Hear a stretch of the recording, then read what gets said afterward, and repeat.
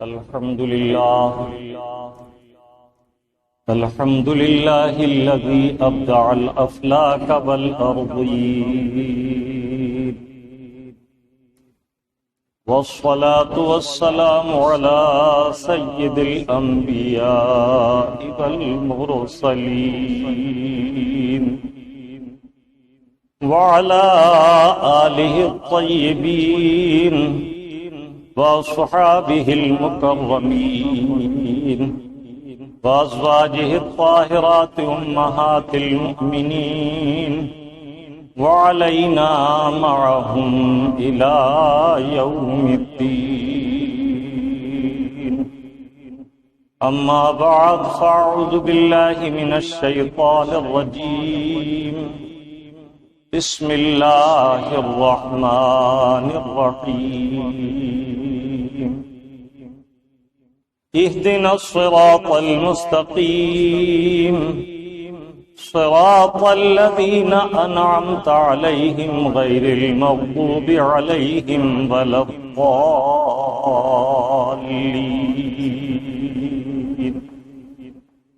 صدق الله المولانا العظيم، وصدق رسوله النبي الأمين الكريم، ونحن على ذلك ما قال من الشاهدين والشاكرين، والحمد لله رب العالمين.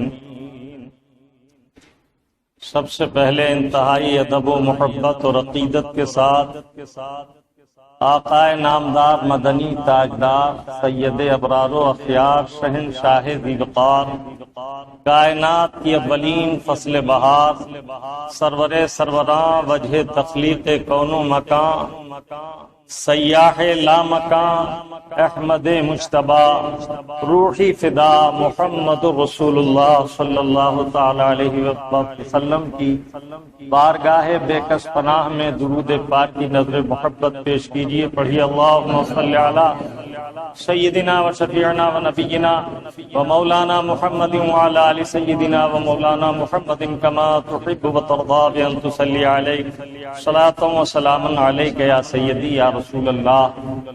ایک مرتبہ اور والہانہ انداز میں درود پاک. اللہم صلی علی سیدنا و شفیعنا و نبینا و مولانا محمد وعلی آل سیدنا و مولانا محمد کما تحب و ترضا بان تصلی علیک صلاۃ و سلام علیک یا سیدی یا رسول اللہ. نبی نبی نبی نبی نبی نبی نبی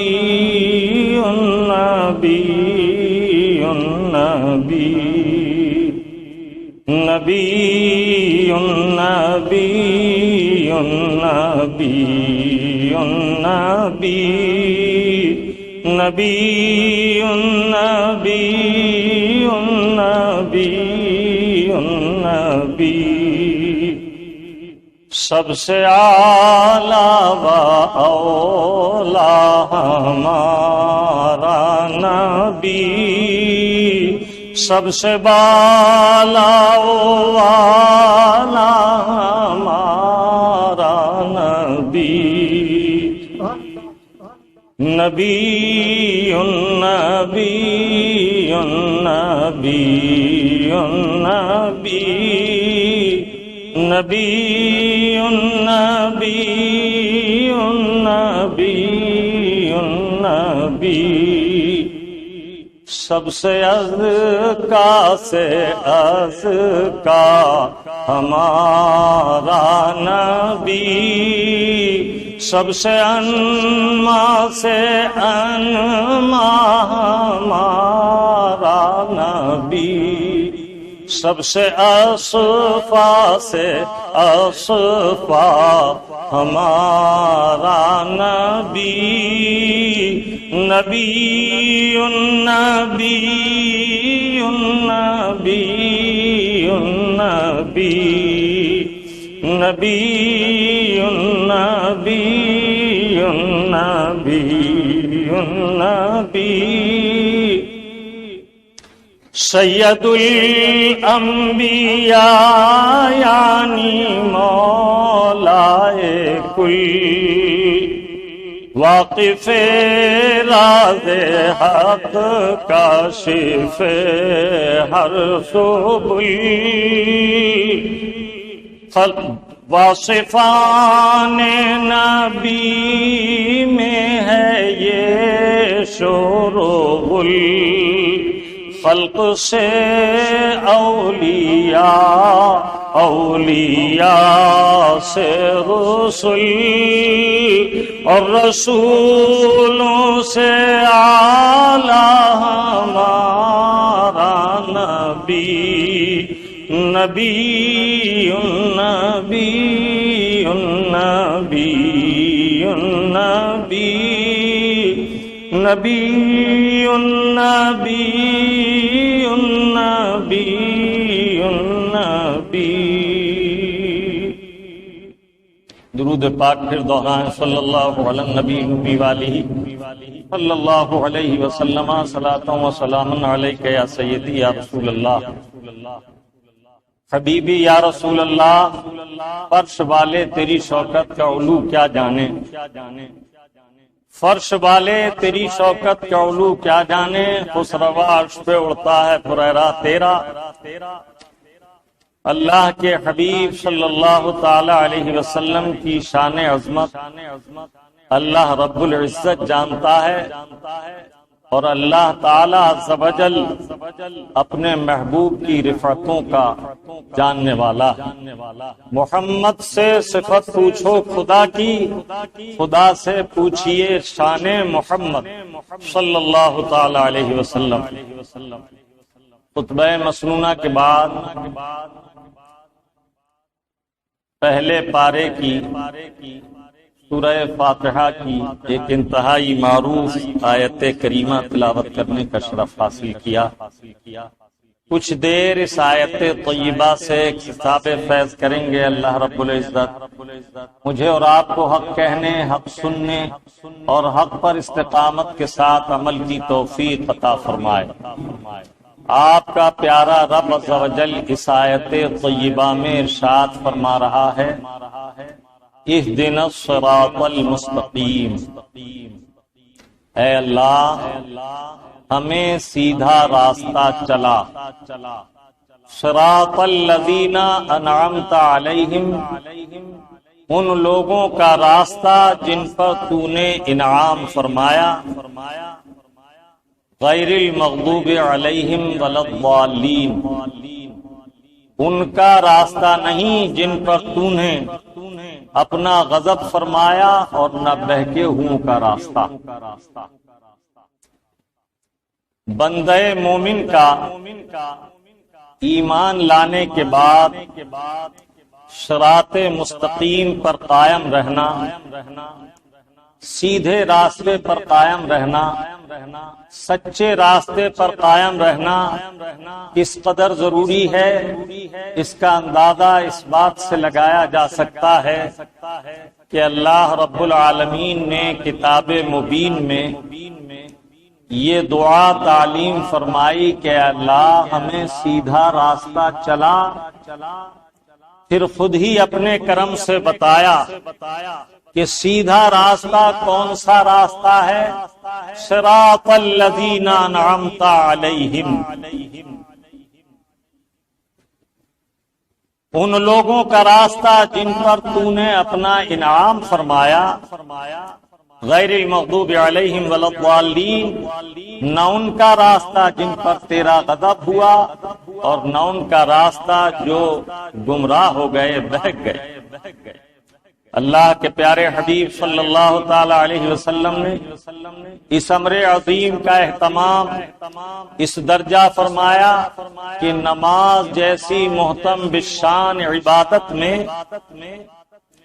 ہر رکعت میں اس مراد کا اللہ رب العالمین سے مانگنا اور اس دعا کا اللہ رب العالمین کی بارگاہ میں پیش کرنا کہ اے اللہ ہمیں سیدھا راستہ چلا واجب قرار دیا، کس شان سے کہ بندہ جذبہ عبودیت سے سرشار ہو کر ہماتن مجسمہ انکسار بن کر اپنے مولا کی بارگاہ میں مؤدب پاک کپڑے، پاک جسم اور پاک دل کے ساتھ حاضر ہو،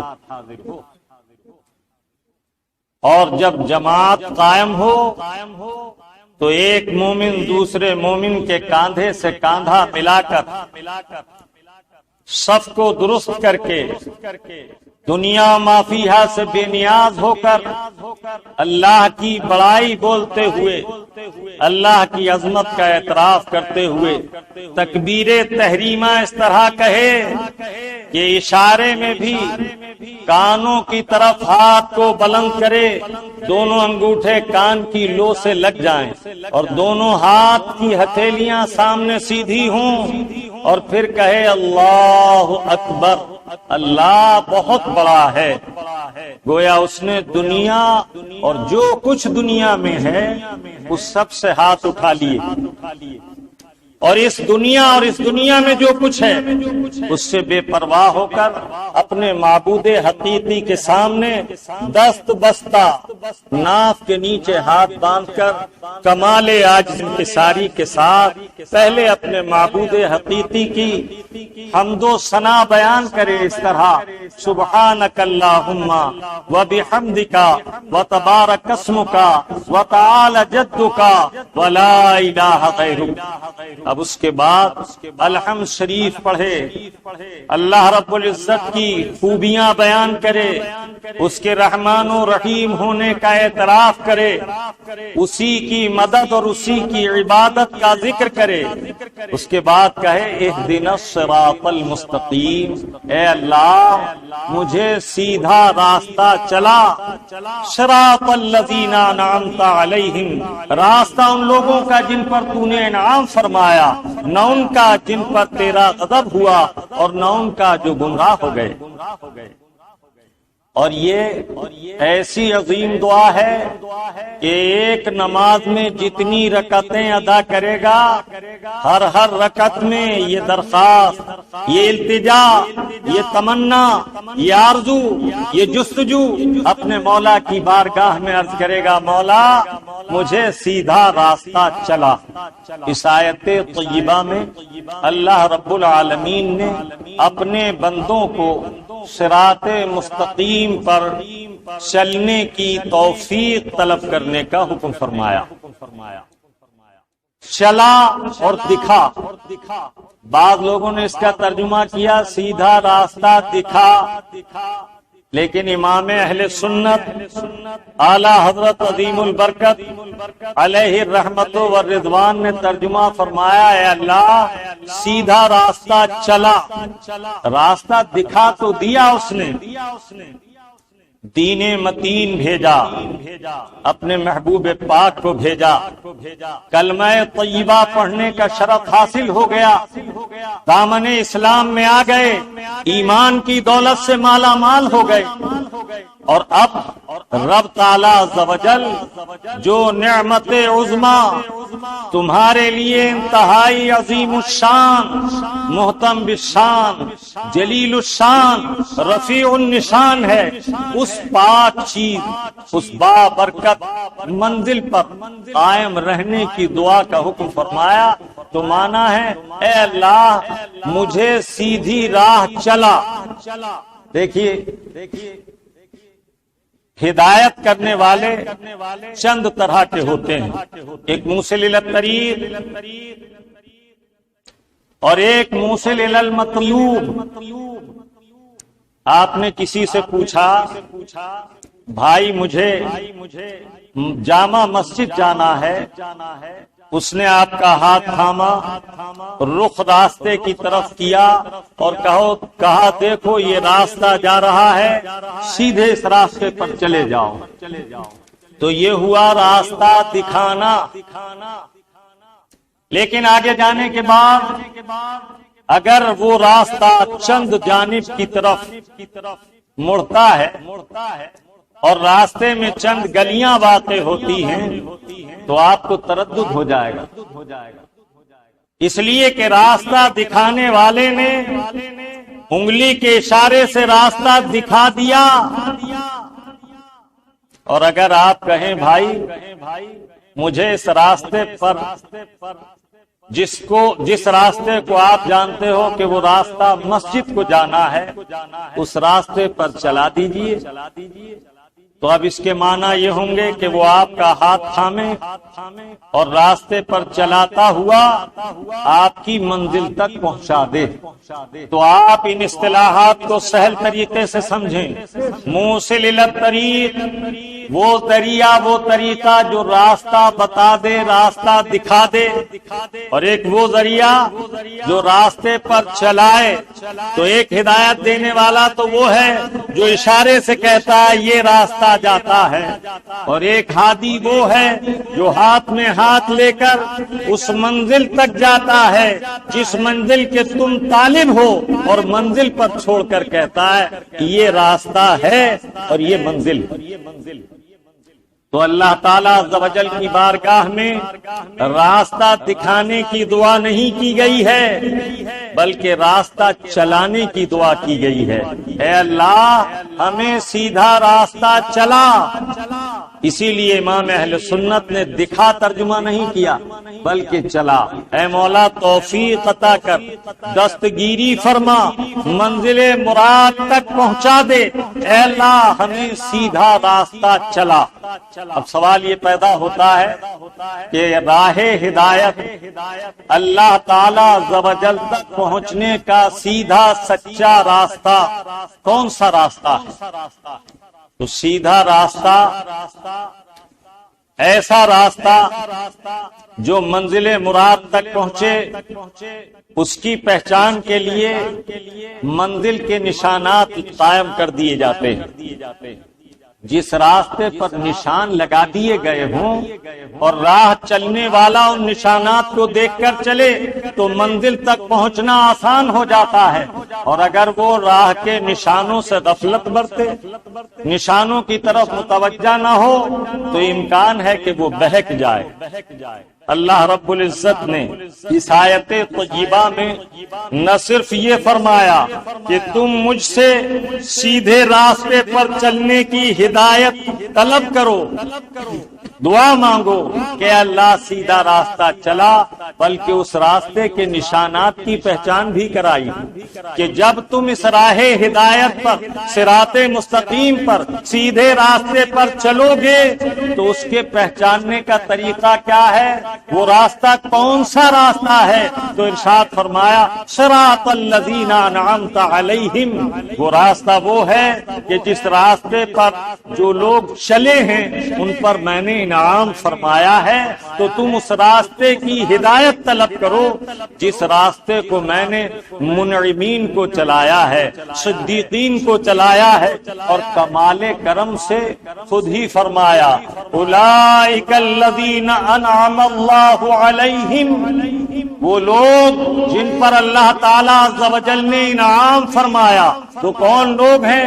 من النبیین والصدیقین والشہداء والصالحین، وہ ہیں جو انبیاء کرام ہیں، صدیقان اعظام ہیں، شہداء کرام ہیں، اور صالحین مومنین ہیں.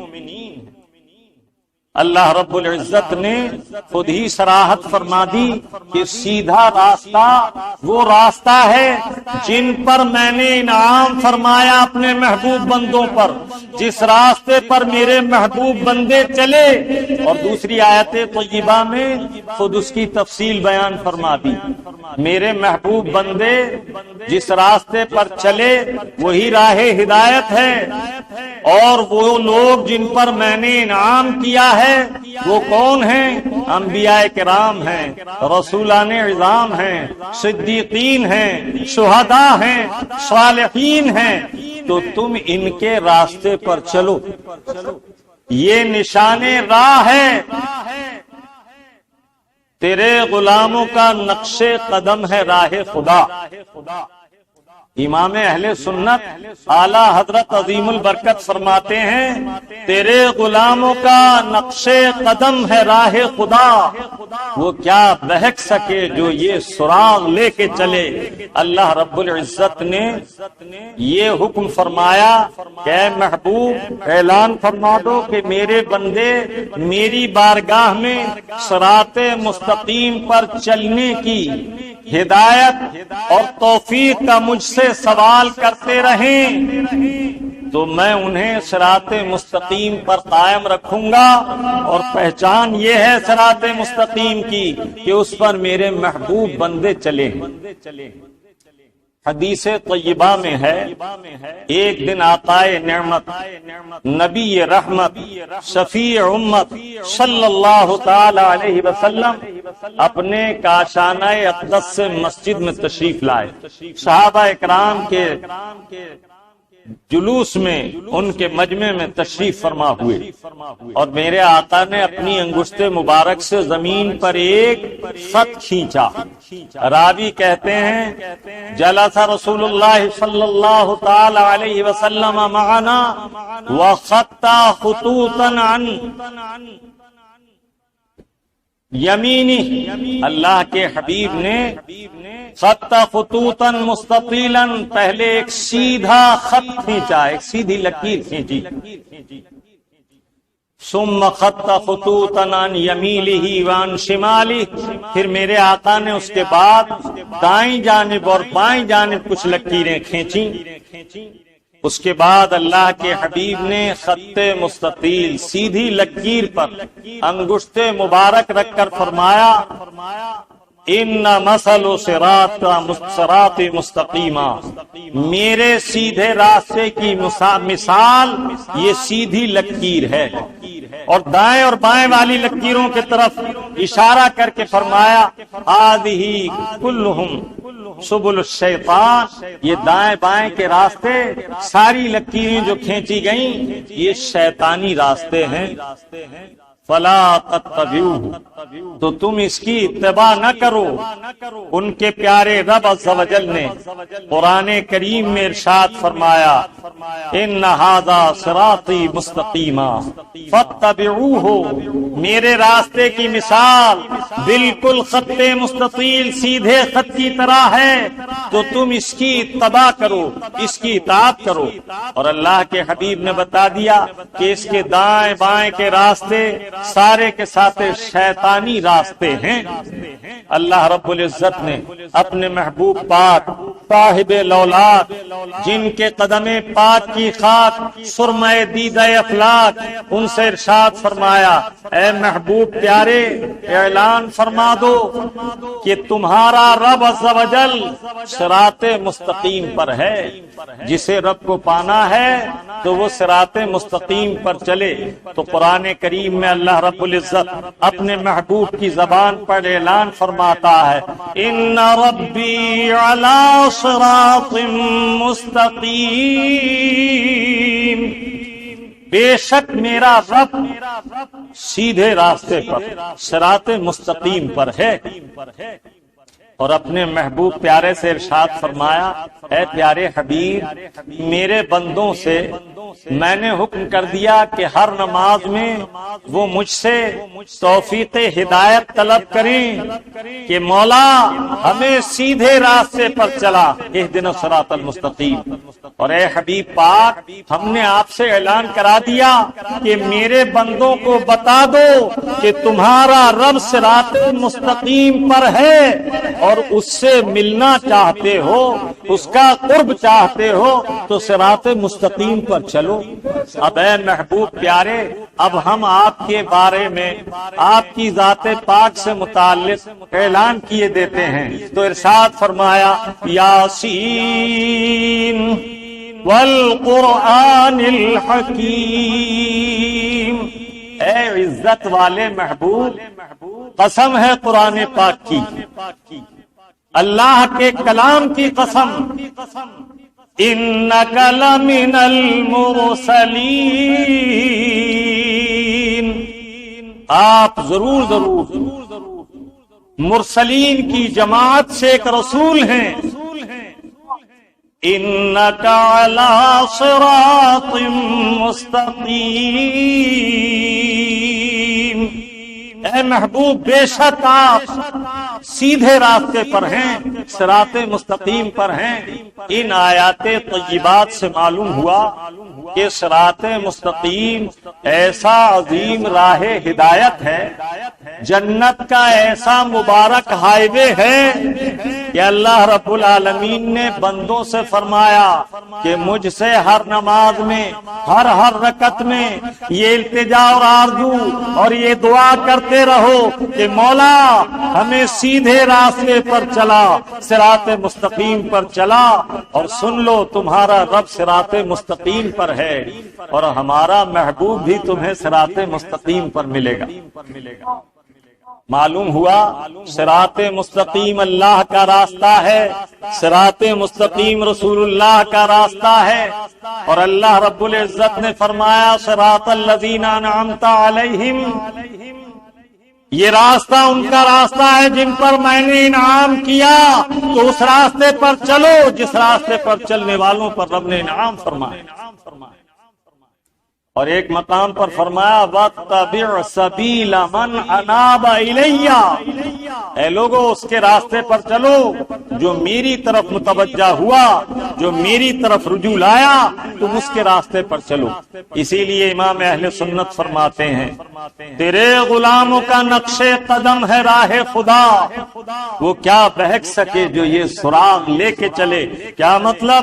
اب آپ کو اس راستے پر چلنا ہے جس پر اللہ کا قرب حاصل ہوگا، وہ صراط مستقیم ہے۔ اس راستے پر چلنا ہے جس پر اللہ کے محبوب جلوگر ہیں، وہ صراط مستقیم ہے۔ اور تمہیں اس راستے پر چلنا ہے جس مبارک جماعت پر اللہ نے انعام فرمایا، وہ جماعت گزری ہے، ان کے نقوش قدم ہیں، ان کے نشان قدم ہیں، جس پر امام اعظم ابو حنیفہ رضی اللہ تعالیٰ عنہ چلے، جس پر امام مالک رضی اللہ تعالیٰ عنہ چلے، جس پر امام احمد ابن حنبل رضی اللہ تعالیٰ عنہ چلے، جس پر امام شافعی رضی اللہ تعالیٰ عنہ چلے، جس پر حضور سیدنا غوث اعظم رضی اللہ تعالیٰ عنہ چلے، جس پر سیدنا غریب نواز خواجہ معین الدین حسن چشتی سنجری رضی اللہ تعالیٰ عنہ چلے، جس پر اولیاء کاملین چلے، جس پر حضرت سیدنا خواجہ باقی باللہ چلے، جس پر حضرت نظام الدین محبوب الہی چلے، جس پر حضرت علاء الدین صابر کلیری چلے۔ تمہیں اولیاء اللہ غلامان مصطفیٰ کے نقوش قدم پر چلنا ہے، اور یاد رکھو کہ یہی صراط مستقیم ہے۔ اب ایک بات اور عرض کر دوں، اللہ تعالیٰ عز و جل نے فرشتوں سے ایک روز فرمایا انی جاعل فی الارض خلیفہ، یہ بڑا محترم شان بڑا طویل عنوان ہے۔ فرشتوں سے فرمایا اے میرے فرشتوں، میں زمین میں اپنا خلیفہ، اپنا نائب، اپنا جانشین پیدا کرنا چاہتا ہوں۔ فرشتوں نے اس سے پہلے دیکھا تھا کہ زمین میں جنوں کی آبادی تھی اور انہوں نے خونریزی و قتال کیا تھا، اور اللہ کے حکم سے ان سے زمین کو قتال کر کے فرشتوں نے پاک کیا تھا۔ تو فرشتوں نے عرض کیا أَتَجْعَلُ فِيهَا مَنْ يُفْسِدُ فِيهَا وَيَسْفِكُ الدِّمَاءَ، اے مولا کیا تو ایسی مخلوق پیدا کرے گا جو زمین میں خونریزی کریں، فساد برپا کریں، آپس میں لڑیں۔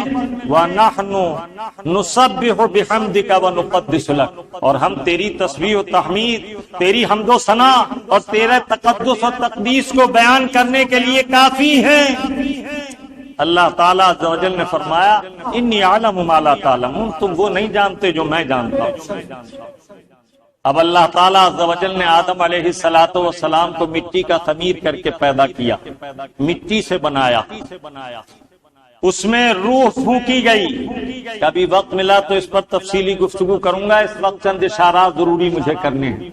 جب آدم علیہ السلام میں روح ڈال دی گئی تو اللہ تعالیٰ عز و جل نے وعلم آدم الاسماء کلہا، ساری کائنات کی ہر چیز کے، ہر زبان کے، ہر شے کے نام انہیں سکھا دیے، کام سکھا دیا، استعمال سکھا دیا۔ پانی کو بتا دیا کہ یہ پانی ہے، اس سے پیاس بجھائی جائے گی، اس سے تمہیں پاکی دلائی جائے گی، اس کے فوائد اور اس کے استعمال کے طریقے، اور اسے اردو میں پانی، عربی میں ماء، انگریزی میں واٹر، ہندی میں جل، اس طرح ساری زبانوں کے نام سکھا دیے۔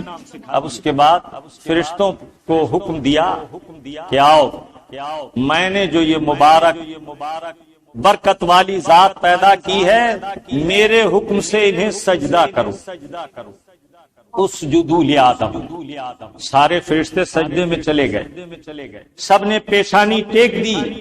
اللہ کا حکم ہے، مگر ایک دھین دھوکڑ ہیکل کھڑا رہا۔ وہ کون تھا؟ شیطان۔ اللہ تعالیٰ عز و جل نے اس سے معلوم فرمایا، ما منعک ان تسجد لآدم، کس چیز نے تجھے روکا کہ تو نے آدم علیہ السلام کو سجدہ نہیں کیا؟ بس یہیں سے مجھے کچھ باتیں آپ کو سمجھانی۔ تو شیطان نے جو جواب دیا وہ کیا تھا؟ 3 باتیں کہیں شیطان نے۔ مجھے گرو اور چیلے کو سمجھانا ہے، ذرا توجہ حاضر رکھیے، جی لگائیے۔ شیطان نے جواب دیا، انا خیر منہ خلقتنی من نار وخلقتہ من طین، میں نے سجدہ اس لیے نہیں کیا کہ اللہ میں اس سے بہتر ہوں، تو نے مجھے آگ سے پیدا کیا اور انہیں مٹی سے پیدا کیا۔ اب یہ ایک جواب اس نے دیا، 3 جواب ہیں، پہلے اس ایک جواب کی خبر لو۔ سب سے پہلے شیطان نے یہ کہا کہ یہ مٹی سے پیدا ہیں۔ کیا کہا؟ مٹی سے انہیں پیدا کیا۔ یہ نہ دیکھا کہ رب تعالیٰ عز و جل نے اپنے ید قدرت سے، اپنے دست قدرت سے انہیں بنایا، اور اللہ رب العزت نے تعظیمی سجدے کا حکم دیا، بلکہ اس نے کیا کہا؟ میں ان سے افضل ہوں، ان سے بہتر ہوں، انہیں مٹی سے پیدا کیا، مجھے آگ سے پیدا کیا۔ ذہن حاضر کیجئے، آج کا دیوبندی وہابی کیا کہتا ہے نبی کی شان میں؟ وہ کہتے ہیں شیطان نے کیا کہا؟ میں ان سے بہتر ہوں۔ کیا کہا؟ انا خیر منہ، میں ان سے بہتر ہوں۔ تو یہ عقیدہ کہ غیر نبی سے بڑھ سکتا ہے، غیر نبی سے اعلیٰ و افضل ہو سکتا ہے، یہ عقیدہ کس کا ہوا؟ بولو بھائی، شیطان کا، ذرا زور سے بولو، شیطان کا۔ آج کا دیوبندی اپنی کتاب میں لکھتا ہے، تحذیر الناس کے مصنف قاسم نانوتوی نے لکھا، امتی اور نبی کے تعلق سے نبی اپنی امت سے ممتاز ہوتا ہے تو علم ہی میں ممتاز ہوتا ہے، باقی رہا عمل اس میں بسا اوقات امتی نبی سے بڑھ جاتا ہے۔ گرو نے کیا کہا تھا؟ انا خیر منہ، میں نبی آدم علیہ السلام سے بہتر ہوں، اور ان کے چیلے کیا کہہ رہے ہیں کہ عمل میں امتی نبی سے بڑھ جاتا ہے۔ تو یہ عقیدہ کس کا تھا؟ شیطانی عقیدہ۔ کس نے اپنایا؟ شیطانی عقیدہ اپنایا وہابی نے، دیوبندی نے، اور اپنی کتابوں میں لکھ دیا۔ جب ان کے پیچھے پڑے مسلمان پوچھا، ارے بھائی یہ کیا غضب کی بات لکھ دی؟ تو کہا سنو، حضور نے 40 سال کی عمر میں اعلان نبوت فرمایا، اس کے بعد 11 سال کے بعد نماز کی فرضیت کا حکم آیا۔ حضور اعلان نبوت کے بعد 13 سال مکے میں رہے، تو حضور نے جب 11 سال کے بعد حکم آیا تو 2 سال مکے میں نماز پڑھی، پھر ہجرت فرمائی اور سن ہجری 11 میں وصال فرمایا تو 11 سال مدینے میں نماز پڑھی اور 2 سال مکے میں پڑھی، تو حضور نے تو کل 13 سال نماز پڑھی اور میں تو 75 سال سے پڑھ رہا ہوں۔ شیطان نے کہاں لا کر ہلاک کیا؟ شیطان نے اپنے آپ کو بہتر بتایا تھا، آج کے وہابی نے دیوبندی نے خود کو نبی سے بہتر بتایا اور استدلال کیا کیا؟ دنوں اور مہینوں سے۔ اور کم وقت ظالم یہ بھول گیا کہ میرے آقا نے فرمایا کنت نبیا وآدم بین الماء والطین، میں اس وقت نبی تھا جب آدم علیہ السلام آب و گل کی منزلیں طے کر رہے تھے۔ کنت نبیا وآدم بین الماء والجسد، میں اس وقت بھی نبی تھا جب آدم علیہ السلام روح و جسم کے درمیانی منزلیں طے کر رہے تھے۔ کنت نبیا وآدم بین الروح والجسد، یا رسول اللہ اس وقت آپ کا نور کہاں تھا؟ عرش کے قرب میں ایک قندیل خاص میں۔ اے آقا آپ کا معمول کیا تھا؟ اپنے رب کی حمد و ثنا کرنا۔ تو نے 70 سال نماز پڑھی اور ان آقا نے تو بے حساب وقت اپنے مولا کا ذکر کیا۔ دوسری بات اس نے کیا کہی؟ مٹی سے بنایا۔ اس نے تخلیق دیکھی، شیطان نے کیا دیکھا؟ تخلیق دیکھی، تو اس نے کہا مٹی سے بنایا۔ اس وہابی نے نبی کی تدفین دیکھی، دفن ہوتا ہوا دیکھا مٹی میں، تو اپنی کتاب تقویۃ الایمان میں لکھ دیا کہ نبی مر کر مٹی میں مل جاتے ہیں، معاذ اللہ۔ اور میرے آقا نے کیا فرمایا؟ حرم اللہ علی الارض ان تاکل اجساد الانبیاء، اللہ نے حرام کر دیا ہے زمینوں پر کہ نبی کے جسم کو کھائیں۔ فَنَبِيُّ اللَّهِ حَيٌّ يُرْزَقُ، تو اللہ کے نبی اپنی قبروں میں زندہ ہیں اور رزق دیے جاتے ہیں۔ امام اہل سنت کیا خوب فرماتے ہیں، انبیاء کو بھی اجل آنی ہے مگر اتنا کہ فقط آنی ہے۔ نبیوں کو اجل آئے گی لیکن بس وعدہ الہی کے لیے، ایک آن کے لیے، پھر اسی آن کے بعد ان کی حیات مثل سابق وہی جسمانی ہے۔ تو اللہ تعالیٰ عز و جل نے اپنے نبی کو جب سجدے کا حکم دیا تو اس نے 3 جواب دیے۔ پہلا جواب یہ تھا کہ میں ان سے اعلیٰ ہوں، اور اس کا دوسرا جز یہ تھا کہ مجھے دلیل دے رہا اعلیٰ کیسے ہوں، مجھے آگ سے بنایا، انہیں مٹی سے بنایا۔ تو وہ آدم علیہ السلام کی تخلیق مٹی سے دیکھ کر ہلاک ہو گیا۔ یہ نہیں دیکھا کہ رب تعالیٰ نے اپنے محبوب کے نور سے ان کی پیشانی کو مزین کر دیا اور ان کے مرتبے کو عرش اعظم کی رفعتوں سے بلند کر دیا، یہ نہیں دیکھا۔ اور آج کا وہابی بھی یہی لکھ رہا ہے کہ نبی سے امتی عمل میں بڑھ سکتا ہے، تو یہ عقیدہ کہ نبی اور غیر نبی نبی سے افضل ہو سکتا ہے، یہ خالص کفر ہے۔ اور انہوں نے دیکھا دفن ہونا تو کہا مر کے مٹی میں مل گئے، ساتھ پڑے ان پر یہ خود مٹی میں مل گئے، ان کا عقیدہ برباد ہو گیا۔ اور اس کمبخت نے جو یہ جواب دیا تو دوسرا جواب کیا دیا اس کے ساتھ؟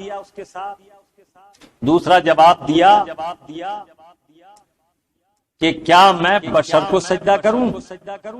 تفصیل کا وقت نہیں، میں بشر کو سجدہ نہ کروں گا۔ تو سب سے پہلے نبی کو بشر کہنے والا حقارت سے شیطان،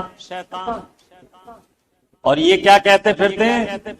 تقویۃ الایمان میں لکھا کہ نبی پاک بھی ایک بشر ہیں، سو ان کی تعریف بشر جیسی ہی کرو بلکہ اس میں بھی کچھ کمی کرو، تقویۃ الایمان میں لکھا۔ سمجھنا؟ تو جو گرو کی بولی تھی آج کے چیلے وہی بولی بول رہے ہیں۔ اب آخری بات سن لو، اللہ تعالیٰ عز و جل نے جب اس مردود کو سجدہ نہ کرنے پر حکم کفر سنا دیا ابا واستکبر وکان من الکافرین، اس نے سجدے سے انکار کر دیا اور کافر ہو گیا۔ تو اب اللہ تعالیٰ عز و جل نے حکم فرمایا فاخرج فإنک رجیم، مردود ہو گیا، تو نکل جا یہاں سے۔ اللہ تعالیٰ نے اس پر حکم کفر دیا۔ اب جب یہ وہاں سے راندہ بارگاہ کر دیا گیا تو اس نے التجا کی مولا مجھے قیامت تک کی زندگی دے دے۔ وقت کو مختصر جانتے ہوئے اختصار سے عرض کرتا ہوں، اللہ تعالیٰ عز و جل نے اسے قیامت تک کی زندگی دے دی۔ جب اس نے یہ جان لیا کہ رب تعالیٰ نے فرما دیا کہ جا ہم تجھے قیامت تک کی چھوٹ دیتے ہیں، تو شیطان نے جان لیا کہ اللہ تعالیٰ وعدہ خلاف نہیں کرتا، جھوٹ نہیں بولتا، تو خم ٹھوک کر کھڑا ہو گیا اور کیا کہا، میرے اوپر آدم کو فضیلت دی ہے، میں آدم کی اولاد کو گمراہی کی چکی میں پیس کر رکھ دوں گا۔ یہ قرآن ہے۔ اور ایک دوسرے مقام پر اس نے کیا کہا، لَأَقْعُدَنَّهُمْ عَلَى صِرَاطٍ مُسْتَقِيمٍ، لَأَقْعُدَنَّ لَهُمْ، میں انہیں گمراہ کرنے کے لیے سیدھے راستے پر بیٹھوں گا۔ اب یہاں چند باتیں سن لو۔ شیطان کا بھی عقیدہ یہ تھا کہ اللہ تعالیٰ جو فرما دیتا ہے اس کے خلاف نہیں کرتا، نہ وہ وعدہ خلافی کرتا ہے نہ جھوٹ بولتا، لیکن اس کے یہ دیوبندی وہابی چیلے اپنے استاد سے بھی آگے بڑھ گئے۔ انہوں نے کتابوں لکھ دیا اللہ جھوٹ بول سکتا ہے اور اللہ جھوٹ بول چکا، اور قرآن فرماتا وَمَنْ أَصْدَقُ مِنَ اللَّهِ قِيلًا، اللہ سے زیادہ سچی بات کس کی ہو سکتی ہے؟ تو شیطان کا عقیدہ تو یہ تھا کہ اب مجھے قیامت تک کی زندگی مل گئی، اللہ اپنے وعدے کے خلاف نہیں کرتا، جھوٹ نہیں بولتا، تو وہیں چیلنج کر دیا کہ آدم کی اولاد کو علاوہ مخلصین کے علاوہ چند کے چکی میں پیس کر رکھ دوں گا اور انہیں گمراہ کرنے کو صراط مستقیم پر بیٹھوں گا۔ معلوم ہوا کہ شیطان بھی یہ جانتا ہے کہ راہ حق صراط مستقیم ہے، اسی لیے رب کے سامنے اس نے کہا کہ راہ مستقیم پر چلنے والوں کو گمراہ کرنے کے لیے، ان کی تاک میں شکار بنانے کے لیے میں وہاں بیٹھوں گا۔ یہاں چند باتیں ہمیں معلوم ہوئی، ہو گیا انشاءاللہ پھر کبھی اس کے باقی مکالمے کو ذکر کروں گا۔ آپ کو تو مجھے یہ بتانا ہے کہ دیوبندی وہابی غیر مقلدوں کا استاد شیطان ہے، اور معاملہ یہاں یہ ہے کہ گرو جو تھا وہ تو گڑ رہ گیا اور چیلے چینی بن گئے۔ مثال مشہور ہے نا، اس نے تو اللہ کو سچا مانا یا اللہ کو جھوٹا کہنے لگے۔